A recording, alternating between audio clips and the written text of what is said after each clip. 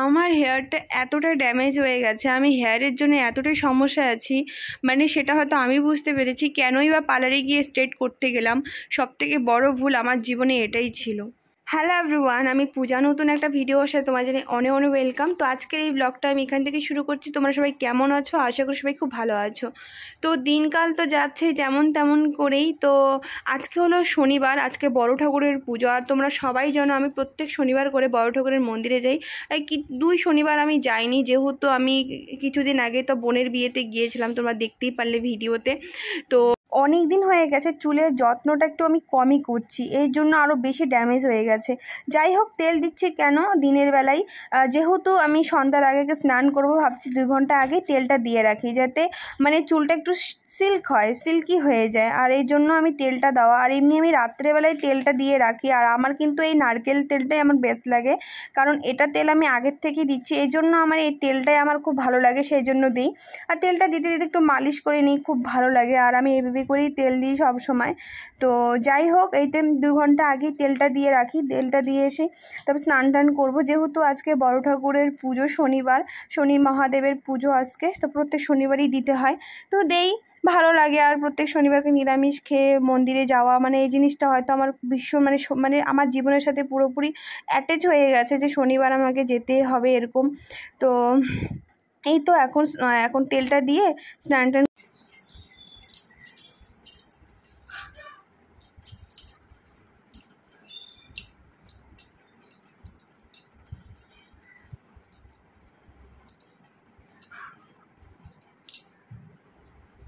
আজকে সকালবেলায় 10টার দিকে খিচুড়ি বানিয়েছিলাম, তো সবটাই নিরামিষ কিন্তু। তো ভোগ চালের বানিয়েছি খিচুড়ি, তো একটুখানি ছিল, তো ভাবলাম খেয়ে নিয়ে নিই। তো দুপুরে খাওয়া দাওয়া কিন্তু হয়ে গেছে। তো এটা 3টার মধ্যেই।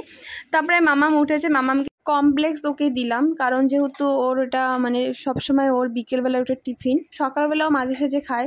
তো এদিকে দেখতে পাচ্ছ পায়েস, তো আমার অনেকদিন থেকে পায়েস খেতে খুব ইচ্ছে করছে, তো ভাবলাম একটু পায়েস বানিয়ে নিয়ে নিই। তো একটু পায়েস বানাচ্ছিলাম, তো আমার সত্যি খুব খেতে ইচ্ছে করছিল। তারপরে স্নান টান করেই খাওয়া দাওয়া করেই তো যাচ্ছি এখন বড় ঠাকুরের মন্দিরে। তো আজকের ওয়েদারটা কিন্তু মোটামুটি ভালোই করেছে। আর দেখতে পাচ্ছ এখন বাড়ির সামনে দিয়ে আমি এখন যাচ্ছি, আর ওয়েদার দেখছি ভীষণ ভালো করেছে। আর কোন সময় যে বৃষ্টি পড়বে কোনো ঠিক ঠিকানা নেই। আর দেখো পুরো সিম্পলভাবেই যাচ্ছি, আর ভালো লাগছে না কোনো কিছু করতে। তো একাই যাচ্ছি, ওই বোন যাবে না, ওর শরীরটা তেমন একটু ভালো নেই, এই জন্য ভাবছি দিদি তুইই যা। তো তার জন্য আমি যাচ্ছি না। তো যাই হোক, চলো এখন মন্দিরে যাওয়া যাক।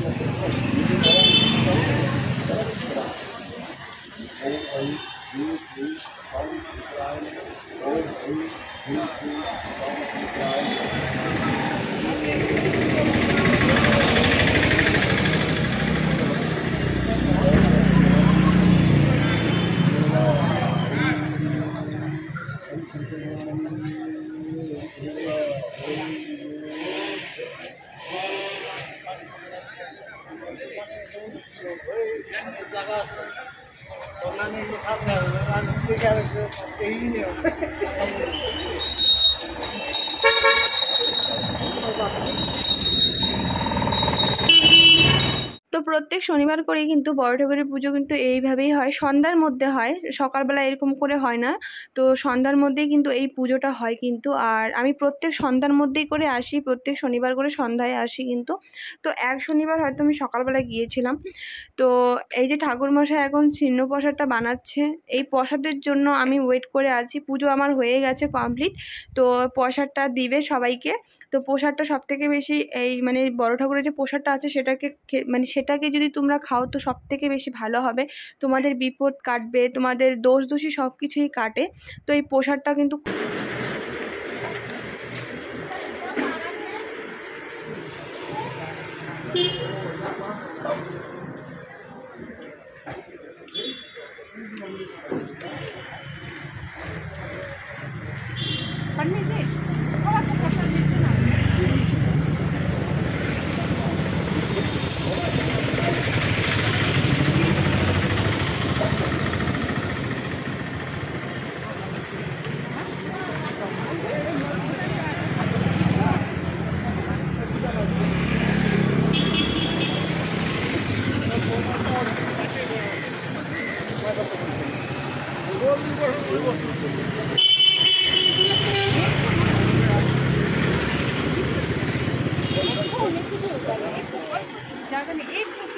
আমাকে ওটা প্রসাদ দাও তো, একটা খালি आम को गुटली दे दीजिए, एक को बस। ये भी नहीं चाहिए, वो करने नहीं चाहिए। आम को प्रसाद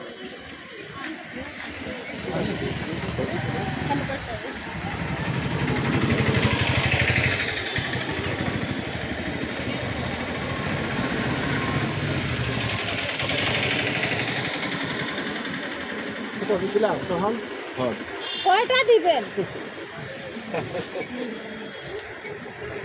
আগে আপনি আগে পুরুষকে দিতে লাগবে, আগে পুরুষকে দিতে লাগবে। मतलब प्रॉमिस ना से ना हो तब आदि ना बोल ये डस्टबिन का रखो मैं तो लगा मैं की मॉड कर रहा हूं, मॉड कर रहा हूं।